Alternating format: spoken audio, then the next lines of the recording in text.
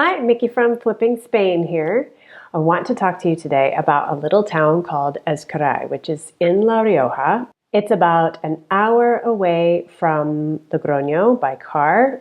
You can also get there by bus, although it's somewhat infrequent because it is kind of on a rural route. But it is absolutely adorable. I fell in love with it. It reminds me so much of small mountain towns in Colorado or even in New Mexico. They get snow, there's a little ski area, and I think it's a really interesting real estate opportunity. So I'll tell you a little bit more about it. I'll show you some potential projects there, and then you can help me decide whether I should stay in the city of Logrono or whether I should head out to the mountains. Here we can look at some photos. It's just really charming. It's got this very cool stone architecture. It's a tiny little walkable city. There's a couple of plazas. Here's where everyone goes out for their wine and pinchos in the evening. They've got some neat buildings. It's the #1 tourist town in La Rioja, which isn't saying a ton, but as you can see, it's right here in the nestled into the mountains. There is a ski area about 10 miles up into the mountains. And it's a very popular place for people to come from other regions outside of La Rioja as well as locally. There is also a ton of hiking, and I've done a few routes so far and just loved every minute of it. But you have everything you need in the town itself. There are a couple of grocery stores. There are a lot of specialty shops selling local produce. There are outdoor gear stores. So you can tell it sort of caters to an upscale crowd. And accommodation is reasonable for travel in Europe, but it's not super cheap, so there's definitely some opportunity there. I like that it's popular in summer and in winter. In fact, I think it's more popular in winter, which is quite often an off-season for a lot of tourist rentals. I think there is an opportunity to explore the market a bit because even though traditional rental rates are low, there are no regular rentals. And I've talked to several people who work in Ezcaray and say that they would live there if they could find a place to rent, but they can't, so they rent in the town that's about 15 minutes away. I think you could also rent to some people in between sort of flexible month-to-month rentals, especially digital nomads who are coming to Spain. I see a lot of talk about how people move here and they move to the really popular spots and then they can't get appointments with the government to do their paperwork. They can't find rentals, or the rentals are exorbitant in price, or they want a temporary space, but Airbnbs are all super off the charts. So I think there's an opportunity to sort of market it to say, hey, you can come to this region, which is actually really nice. You can have a reasonable rent with a flexible term. You have all the things you need. They have fiber optic internet there, and you'll be able to make these appointments and get all your paperwork done. And then you can relax and go and figure out where you want to live over the next year or so. So it might take a little bit more work than Logrono, where we have that nice auxiliary base, and you're not going to get that in Ezcaray. But I also think you could bump up the prices for this different market, so it might balance itself out. So I think the key opportunities are sort of tourist rentals, but maybe longer term, month-plus rentals, and then also renovation projects. And there are a lot of grants for rural areas or towns with a smaller population. For example, the Revive program in La Rioja.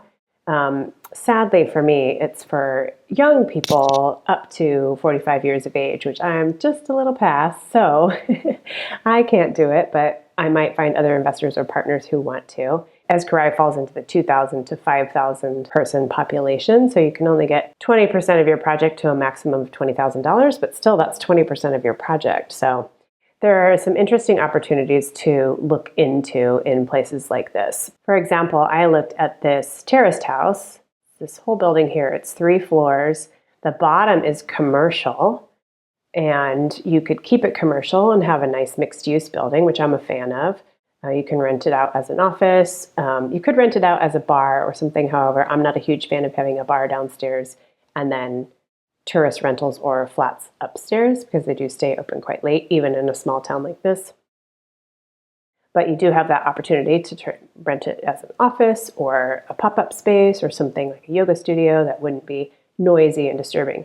Second floor is a 3-bedroom apartment, which the kitchen needs redoing and the bathroom needs redoing, But other than that, it's actually functional. And then the attic space would make a great residential apartment as well.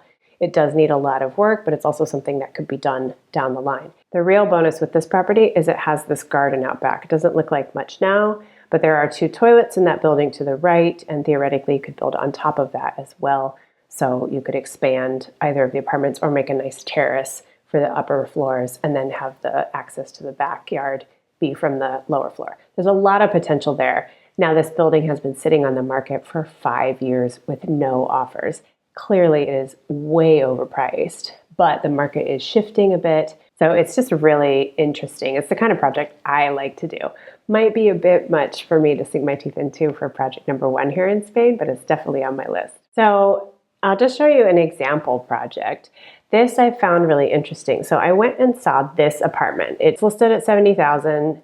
It's 86 square meters, which is a good size for a 3-bedroom. It is the 2nd floor without an elevator, but it's quite manageable. And in a tourist town like this, most places don't have an elevator. So this is the building itself. It's got some nice character. It could definitely be zhuzhed up a bit. Here's our stairwell, very traditional. So you can see the bathroom is just needs to go. And the kitchen as well. It's basically non-existent. This is an old wood stove, which probably used to provide the heating. There's no heating in this apartment. It does have a little boiler, so I'm assuming that works for the sink and for the shower. Here's another picture of the kitchen. So obviously that needs a gut job. There is this little private piece of land which belongs to the community, so that's nice. You know, it won't get built on and the windows won't get impacted. And then there's just several rooms which have a very interesting layout. You can't tell from here, but there's a hallway that we're standing in from this point of view. And then behind it, there's another room that's probably half the size of this one. So I think if you shifted the hallway, you could make really nice large rooms. There's plenty of light from those windows. This space has 2 windows. There's another one. You want to redo some flooring, obviously. But it's very functional space. And what I like about it is you could actually make a few ensuite rooms, or you could come in and you could reconfigure things so that you've got 2 sort of smaller flats or 2 independent spaces that lock off from each other. So you could rent the whole thing, or you could rent 2 out, or in my case, I could live in one and rent the others out.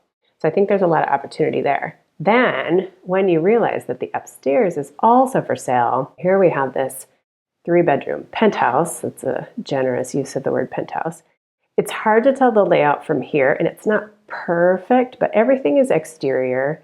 You do have a completely functional kitchen and a functional bathroom, albeit kind of dated, but I kind of like the green better than the red downstairs. And then you've got a living space with a fireplace, which could easily be converted into a pellet stove for heat throughout. You are going to have to run pipes and add radiators. I think the ceiling is a little too low in both these units to do radiant heat, which would be fantastic. Although I have been looking into radiant heat on the walls, and that might be a potential.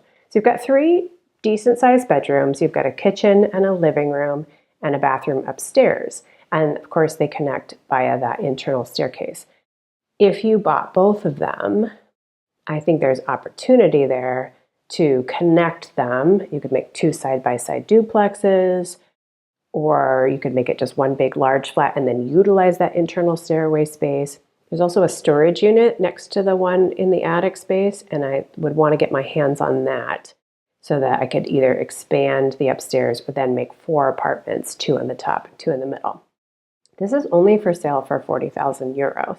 And the reason for that is that it does not have a habitability certificate. I think we touched on this in another video, but this place made me look into it a little bit more. Now, you won't be able to see a whole lot here, but I was able to find all the rules about what constitutes, what are the minimal conditions that are required for a place to have a habitability certificate. I don't think it would be that difficult in this space, because the key thing is that the windows in the bedrooms are a decent size, and every bedroom in this unit has a window. You have to have hot water for the shower and the bathroom, which it does. I don't know if the fireplace would count as a heat source, but obviously I'd want to do the heat anyway. And if we're doing both apartments on the second and the top floor, then we could do all the electricity at once, all the heating at once, and it probably would be more cost effective. I have reached out to someone just to ask if there are any red flags I should consider about whether it's possible to get a habitability certificate. I certainly could own it and just live in it myself, and it would be a nice, cheap place. But of course, you have to think about resale value, and you also have to think about being able to register your address at the town hall, which is something that's required here in Spain. And without a habitability certificate, that wouldn't be possible. So you wouldn't want to buy something without it unless you were really willing to take a risk. But I have to assume that there's a way to do it. So my only concern would be is if the ceiling heights are too low. They might only count it as a one bedroom because they might only count the areas where the ceiling is squared off. Those are the kinds of things. And you just have to ask an architect about that. The sellers do not want to acquire the certificate themselves, which is a red flag because possibly they've looked into it and realized it would be quite difficult or impossible. They try to tell me that it's the responsibility of either the seller or the borrower, but from what I've read, actually, you would not be able to complete a legal sale if there wasn't one in place, unless you were doing renovations to achieve it. So that's something that we'll have to investigate a little bit more. And that points out that there are some drawbacks to Ezcaray. There are a lot of legal and logistics to navigate with this kind of apartment. There are plenty of apartments that are ready to move into. And in fact, there's one I'll talk about in my next video on elevators. And this level of challenge is a bit much to take on without help. My language skills are coming along, but I'm definitely not there. And also, I don't have the experience of working in this market yet. The bonus is that real estate agents in Ezcaray, I've run into several that speak English. There's a lot more multicultural, a lot more international vibe there. And so you do get a lot of more English and other languages, which is also something that I like about the town. The good thing is that projects like these stay on the market for a long time. So, because I think people that are buying there are looking for a second home, they want something that's ready to move into. So there is definitely opportunity to fix things up and then sell them on to people who are looking for vacation homes themselves.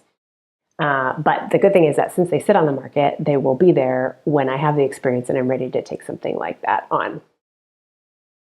Now, we talked about head versus heart in my last video, and for me, Ezcaray works as both. I think there are solid opportunities to make money in real estate, and also it's a place I would really enjoy living. So I'm looking at a wide range of options out there. I do still have to think about the practicality of Logrono and the solid rental base that's there, but I think it definitely could be, I could definitely make things work in Ezcaray. So whether it's my first purchase or my next purchase, we'll have to wait and see. If you have thoughts on that, please drop them in the comments below. As always, I appreciate your likes and your subscribes, and I will see you in the next video.